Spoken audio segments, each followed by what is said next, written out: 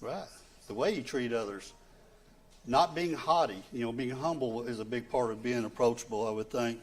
And personable, of course, is just caring about others. Showing an affection for others. And then we're going to start off right where we ended there last week with number 5. It says, what are the implications for us as Christians? It references 1 John 2:6. If we are going to follow the Lord's lead, we must be available to those who truly need us. Christians must be both personable and approachable. So when I put down what I thought personable and approachable was, I put the opposite of self-righteous and judgmental. Christ was better than everyone else, but he didn't put on those airs. He was still very approachable. If there's anybody that ever could have been judgmental, it would have been Christ. And if I think about, as he talked to and dealt with many sinners, the compassion and the love he showed on them, and I also think about who was he probably most critical of when he was here on earth? Yes, the Pharisees, the religious sect, the hypocrites that were basically bending law and changing it to be better for themselves. So I think that's the thing for us to be careful of as we strive in our Christians' lives to be careful about being self-righteous or judgmental, because it definitely makes us unapproachable. And if people can't approach us, how can we help them? And as we talk to them. Any questions or comments on that before we move on to 2? We can be. Now, I've heard James say many times some of the worst words to say is I think or I believe. Go to the Bible. You can't go wrong, right? There's a ditch on both sides of the road. One of my favorite Big John isms. Sometimes we get so worried about getting in the one ditch that we get all the way in the other. We got to learn to stay in the middle of the road, and it's a hard thing to do. Good comments. Any others? Need to have concern for somebody. Yeah. Real concern for people like the Pharisees, they were for show. Yeah. Real concern. And that's what we're going to have. Yeah. James says we need to have a true concern instead of being like the Pharisees and being more about themselves. And that's right. And that's a big part of being approachable. I think, well, people can tell if you really care. Look at it on our face. Makes us. Yeah. We probably all need to stand in the mirror and practice a little bit. How we look. Yeah. Making eye contact, right? How we look. Are we looking above people or are we looking at people, when we're talking? You're always frowning too. No one will Yeah. Got that scowl on your face, right? I'm just looking for someone to whoop. That don't make you real approachable. Yeah. Like one preacher said, some Christians look like they were weaned on sour pickles. I don't think I've heard that one before. Yeah, I like it though. All right, good comments. Any others? All right, thanks so much. Well, we're going to move on to number 2. He was sensitive. Now, that's an interesting word, sensitive. It can be, especially in men, it can be used almost as an insult, right? But is it truly an insult if we're sensitive? What is it really? It don't mean that we're going to be hurt if somebody touches us. It means we're aware, right? We're aware of others' feelings. And definitely not a natural strength of mine. I didn't ever know how sometimes it can be a blessing not being overly sensitive until I married someone that was very sensitive and sometimes overly aware of others' feelings. But once again, it's that ditch, I think, not getting on one side or the other, but being sensitive, caring about others' feelings, not only caring, but being aware of those others' feelings. So let's talk a little bit about how Christ was sensitive. Number 1, Jesus picked up on subtle people signals. He was perceptive and highly responsive to people and their circumstances. He felt for them. So what does it mean to feel for someone? Empathize. Perfect word there. Empathize means we've been there. We can really, truly understand how they feel. Where sympathize, we can sympathize too, right? But that means we don't have a direct relation to what they're dealing with. But we can only imagine, maybe. But we can imagine what someone's going through. You ever think that sometimes maybe the reason we go through some of the things we go through as Christians is to help us to better be able to empathize with others? Yeah, I think so too. I think it absolutely can. Yes. Kenneth's point there was a great one. So that's why Jesus can empathize, because he's gone through everything that we go through in life.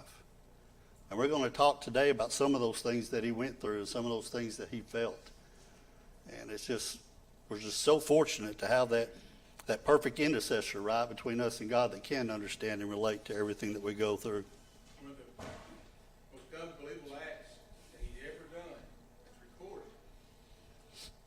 is one of his last is the hardest for me to understand. When he prayed for those that were killing him. Yeah. He had compassion on them. At the time in life, he was absolutely shown zero compassion. Mm-hmm. Yet he had compassion for them in that moment. Boy, how tough that is. Yeah, that's that perfect model, right? To keep us humble. There's no way that I believe that I could be compassionate on those that have just nailed my arms, have just whipped me, have just spit on me and beat me. But Christ did, right? He had compassion. But right before that, he was still thinking of others. Who did he talk to the disciples, make sure was going to be taken care of when he was gone? His mother. Right, he was caring about her right at that moment too. And I think that's a great example of caring for others. So the example I gave here was Matthew 9:36. And in that one, he's compassion for the crowd because they were weary and scattered, like a sheep without a shepherd, it said. And he realized that and had compassion on those that were following him and wanting to hear. So kind of the opposite of egotistical, right? He wasn't puffed up. All these people are here to hear me. They're so fortunate, to be here and get to hear what I have to say. He was compassionate for them and felt bad, but they were so tired and so weary and had concern about them. I think it's just a great example. And that's one thing Christ can do. We can't. He knows people's hearts. He knows their thoughts. We have to read people. We have to read their facial expressions. I'm not saying he didn't do that, but he had some abilities that we didn't. And we'll see that here in number 2. Early in the Gospel of John, we see this trait of Jesus. See our Lord's description of Nathanael in John 1:45-51. And this is the story where Philip goes to seek Nathanael.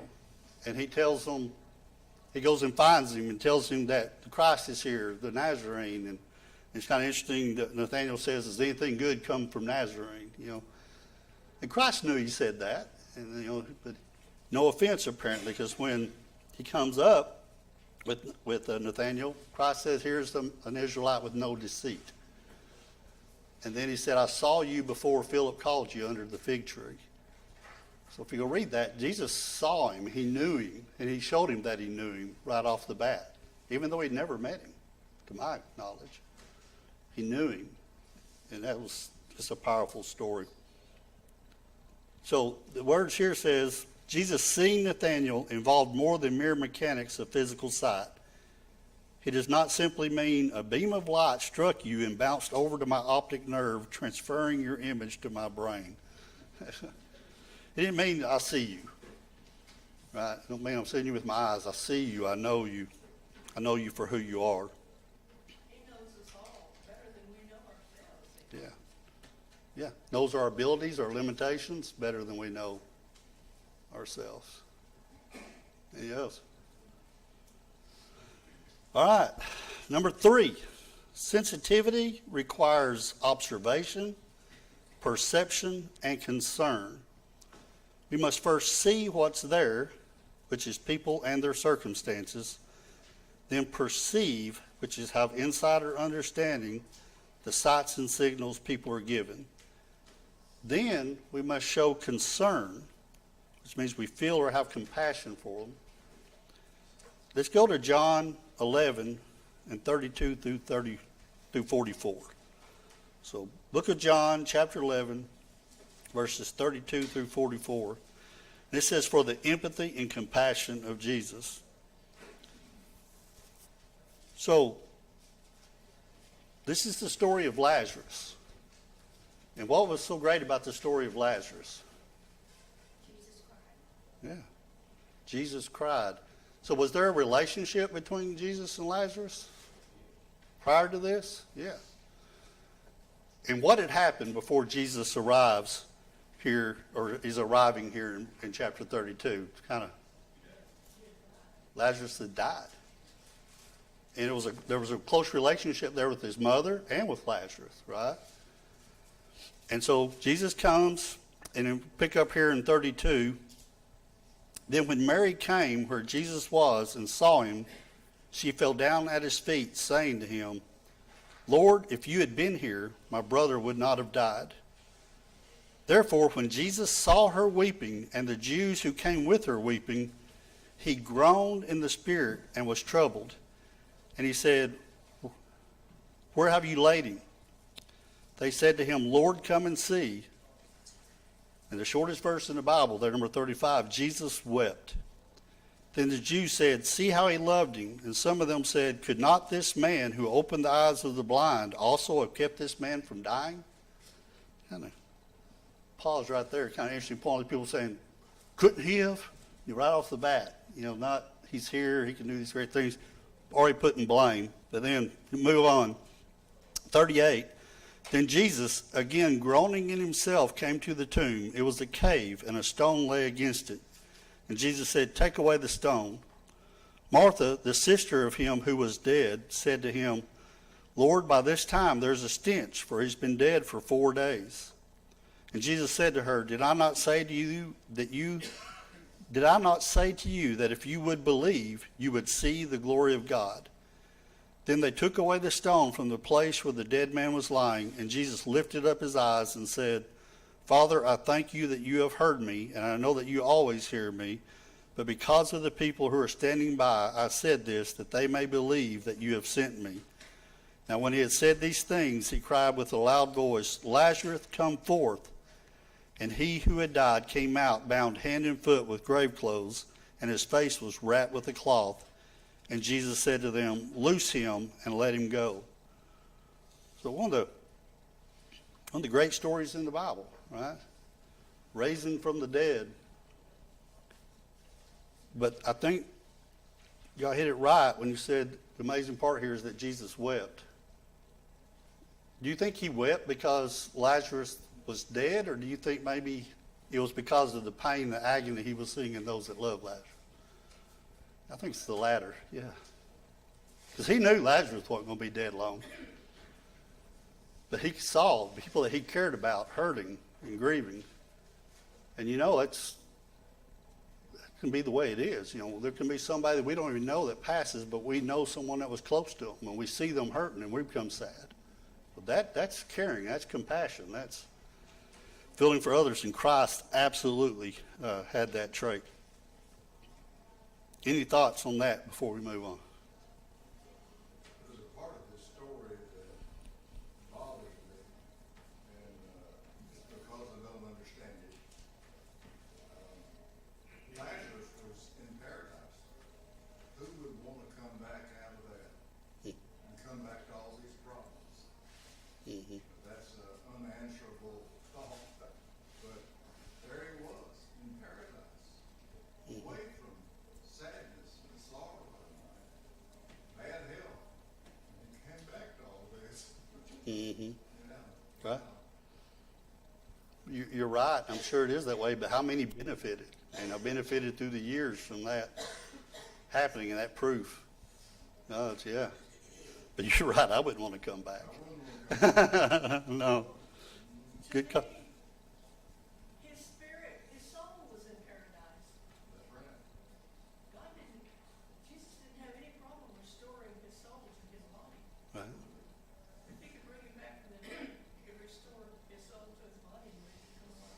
Mm-hmm. That's what he did to me. That's right. Well, amen. Yes. But I wouldn't want to come back. I think his point is just that I wouldn't want to come back from paradise once I was there, if he was Lazarus, not that God wasn't able to do that. Well, he may even remove that thought from him. Yeah, he may have. It's not even mentioned there, right? So apparently it wasn't the most important part. You know, it was the important part was, and he even mentions when he prays, I know you hear me, but so that these others may believe. You know, he mentioned why the miracle was there. But I don't know, to my knowledge, there's not a single miracle that Christ did for his own benefit. It always was for the benefit of others. And it's part of thought about that last week when we talked about turning the stones into bread. That would have benefited himself, right? Not others. Thoughts or any other thoughts or comments? I think that's why he waited 4 days until they could truly know that he was a dead man, That's right. that he was brought back home, and showing his power, the power of God. Strengthen the point. Yeah. Good point. But we know that doesn't always work, because you remember the story of the beggar Lazarus and the rich man. The rich man asked if he could send Lazarus back. Well, in that case, God said no. So it was for a particular purpose at that time. Right. Well, and he also says it wouldn't work. If they wouldn't believe the prophets, they're not going to believe even someone raised from the dead. Yeah. Great points. All right, so let's go on to number 3. Another one of Christ's traits, he was helpful. So, some people are only superficially available and sensitive. They're around and they know there's a problem, but they don't want to get involved. This sounds a great deal like the priest and the Levite in the story of the Good Samaritan. So in the story of the Good Samaritan, which is in Luke 10, what did the priest and what did the Levite do when they encountered the Samaritan on the road that had been mugged and robbed and stripped? Huh? Yeah, they didn't just go on by. They went all the way to the other side of the road. They didn't want to get close to him. Is there any way that you might could understand why they did that? Or could they be maybe those people are still here and this is a trap? If I stop and help, I'm going to wind up just like that person? Is that possibly part of it, or was it just we're too good? Or it could have been a lot of things, right? Right. We don't know, but what we do know is they didn't help. What about, I'm driving to work in the morning, see someone on the side of the road broke down, and I'm running late for work, and I got my good clothes on, I can't change a tire, but I'll pray for them. Did I really help them? No. Not maybe to the extent I could have. Right? Definitely not to the extent the Samaritan did, right? Samaritan greatly inconvenienced himself, I would think. Not only his time, but also financially. He stopped and helped, carried him to the inn and paid for him to stay and said, if there's any extra expenses, I'll pay that when I come back. That's a great example of truly caring and sympathizing with others and putting others before yourself. And that's hard because, I think, well, about everybody else, but I'm really fond of myself. It's hard for me not to put myself first. And but caring for others and truly empathizing with others, we're going to put them first sometimes. One of the biggest lessons I learned, and I hate that I learned it too late, was not helping somebody because they deserve what they got. Oh, One of the biggest regrets I have as a Christian is thinking, well, they put themselves in that situation. They can deal with it. That was Yeah. wrong. if you didn't hear Dan, he said, sometimes might feel somebody had it coming. They got what they deserved, right? Maybe they had harmed us in some way or done something. What do we hear that word all the time? Karma, right? Maybe it was karma this happened to them. Was that truly being Christ-like? No. The Jews and the Samaritans weren't on good terms either. Right. He stopped and helped him, even though the woman spoke on his terms, didn't do that. Great point. Kenneth said, the Jews and the Samaritans, there was almost a hatred, or they despised each other. You know, did not get along at all and still helped, which made it even more great of a story. Any other questions or comments on the Good Samaritan? All right. Humility and humility and helpfulness go hand in hand. Let's go to John 13, and we're going to read 1 through 17. And this is a great story of humility, in my opinion. Christ being a servant leader. So this is the story of Jesus washing the disciples' feet. Now before the feast of the Passover, when Jesus knew that his hour had come, that he should depart from this, the hour has come that he should depart from this world to the Father. Having loved his own who were in the world, he loved them to the end. And supper being ended, the devil, having already put it into the heart of Judas Iscariot, Simon's son, to betray him, Jesus, knowing that the Father had given all things into his hands, and that he had come from God and was going to God, rose from supper and laid aside his garments, took a towel and girded himself. After that he poured water into a basin and began to wash the disciples' feet and to wipe them with the towel with which he was girded. Then he came to Simon Peter, and Peter said to him, Lord, are you washing my feet? Jesus answered and said to him, What I am doing you do not understand now, but you will know after this. Peter said to him, You shall never wash my feet. Jesus answered him, If I do not wash you, you have no part with me. Simon Peter said to him, Lord, not my feet only, but also my hands and my head. Jesus said to him, He who is bathed needs only to wash his feet, but is completely clean. And you are clean, but not all of you. For he knew who would betray him. Therefore he said, You are not all clean. So when he had washed their feet, taken his garments, and sat down again, he said to them, Do you know what I have done to you? You call me teacher and Lord, and you say, Well, for so I am. If then your Lord and teacher have washed your feet, you also ought to wash one another's feet. For I have given you example that you should do as I have done to you. Most assuredly I say to you, a servant is not greater than his master, nor is he who is sent greater than he who sent him. If you know these things, blessed are you if you do them. Have you ever washed someone else's feet? You know, they didn't wear shoes back then, right? They had sandals. You know, most of the roads probably at least weren't paved. I know the Romans were pretty advanced. But probably your feet were dirty. If I wear flip-flops around, my feet are going to get dirty, right? With sandals and walking all day. And he got down on his hands and knees, and didn't have him bring the feet up. He got down and washed these feet. What a sign of humility, and what a sign of love, that he gave to those. Such a great example. So humility and helpfulness. They're a great companionship right there.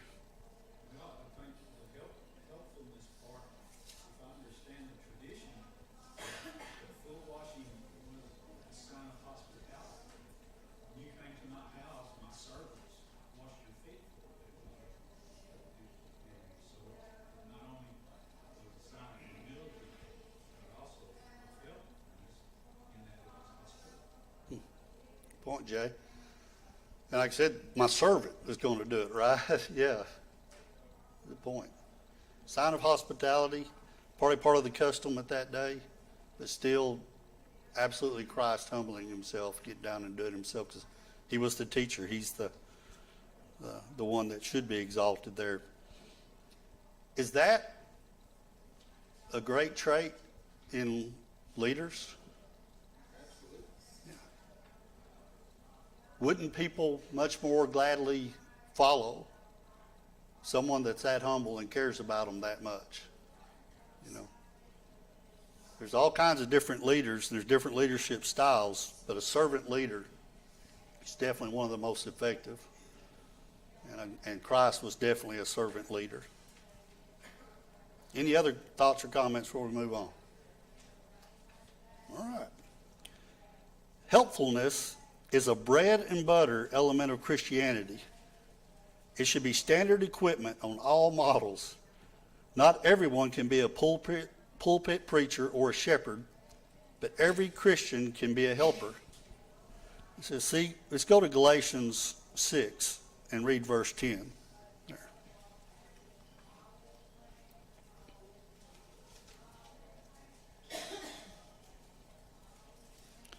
All right, so Galatians 6, verse 10. Therefore, as we have opportunity, let us do good to all, especially to those who are of the household of faith. So it's kind of an interesting distinction there, right? So are we to do good to those outside of the household of faith? Yes. That's included in all, right? But especially those of the household of faith. What does that mean? Yeah. Absolutely do good to your brothers and sisters in Christ and help them. Because they're family, right? They're who's closest to us. But we also should take care of others outside of that. That's where it gets a little harder sometimes, right?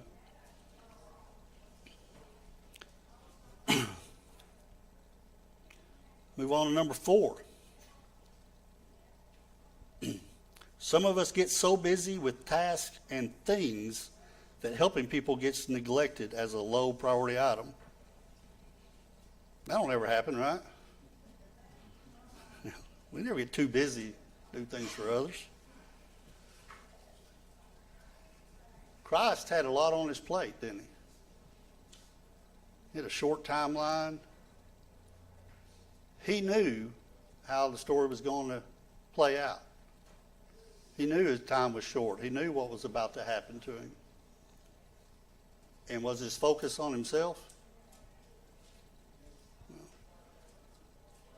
Do you think it weighed on him? Yeah, remember in the garden, right? Prayed so hard, drops of blood, but it didn't stop him from having this first concern being on others. Even, as Dan pointed out earlier, in the middle of the act of getting killed, and probably one of the most brutal ways man's ever invented to kill someone, he still was caring about others. It's just such an example. I said, if we're striving to be like Christ, humility should never be a problem. If we're really comparing ourselves to him, what do we want to do, though? What do we want to do as humans to make ourselves feel better? Who do we want to compare ourselves to? Remember the Pharisee? Thank you, God, that I'm not like this tax collector, this sinner. That's a good way to feel good about ourselves. And as in that story, it didn't work. Any other thoughts on that before we move on? All right, number 4, the fourth Christ-like trait that we should try to emulate. He was creative. It says God has a thing about creativity and variety. For example, he created over 300,000 species of beetles. Every individual is unique, a one-of-a-kind creation. It just blows my mind to think that everything in this world was created by an explosion. How everything ties into each other, everything has a purpose. I mean, creating everything, you're going to think about buzzards. You know, something's got to clean up, right? So everything has a purpose. Everything God created has a reason, including us, right? The uniqueness that God made about us, he can use. Satan tries to use our weaknesses against us, right? Tell us we're not worthy, we're not able, you're not capable of doing those things. And Moses struggled with that. A lot of the great leaders at first, when they're first approached, didn't think, oh yeah, I can do that. You know, they could do it through God. They could do it through God that strengthens them. A lot of times he's just the opposite. He'll make you think you can do anything. That anybody's help, that God's help. So I'm good. That's when we fall, though, right? Absolutely. Pride comes before a fall. And all those beetles are just fine as long as they stay outside, Milford. When they get in my house and try to help me cook and get in my face, There's a place for them, huh? in your house ain't it? Number 2, creativity and variety have a prominent place in properly dealing with people. Jesus understood this better than anyone. You won't get people's attention unless they're interested. Jesus was creative in motivating people. He did this in at least 5 different ways. Number 1, he captured their attention by addressing them by name, using startling but true statements, telling stories, and making requests. This is evident throughout the book of John. Over and over, the woman at the well, he knew about her. The man healed at the pool of Bethsaida is the example given here in John 5:14. He said he knew he'd been crippled a long time. He knew he'd been trying to get in the will. He said, but nobody will help me. Nobody will get me in there. Christ helped him. Immensely healed. And then later, I think a neat part of this story, if you go read it in 5:14, after Christ had healed him, he come to the temple and he saw the man and recognized him. If you truly are seeing someone and caring about them, you know them later. And Christ knew him later too. 2, he aroused their curiosity, wondering about the answer to a question or a solution to a difficulty. He addressed their needs and concerns. He dealt with everyday matters as well as matters of life and death. For example, the Sermon on the Mount deals with everything from religious show and sincere character to lust and anger and worry. He expressed appreciation and encouragement, and he used variation and diversity in his teaching. He utilized lectures, discussions, questions, conversations, stories, parables, disputes, demonstrations, etc. Christ was the greatest teacher to ever walk the face of the earth. He could talk in a way that was relative to his audience. When he was teaching at the temple, he could amaze the scholars. When he was talking to the people, he didn't use a language that they couldn't understand. One of the strongest signs of intelligence is taking something complicated and making it simple in a way other people can understand it. And Christ did that very well through parables. Right? Parables are stories that teach a lesson. And Christ was the master of those. What I'm saying, in number 4, it says, what I'm saying is creatively begin where they are. Too many of us have adopted a one-size-fits-all approach to dealing with people. We should feel pain when we think of how many sincere, hurting people might have been turned off, not necessarily because our message or counsel was wrong, but because we started at the wrong place. A few well-placed questions could have made the difference. And in conclusion, God does his most awesome work through relationships, and so should we. Relationships are key. Jesus was available, sensitive, helpful, and creative in the way he dealt with others. May this be our fervent desire and prayer. So once again, just trying to model our lives after Christ, to be as Christ-like as possible, and stay focused on the most important thing, which is helping others get to the kingdom, have eternity, right? Thank y'all so much for your attention and your input. We'll pick up with lesson number 2 next week.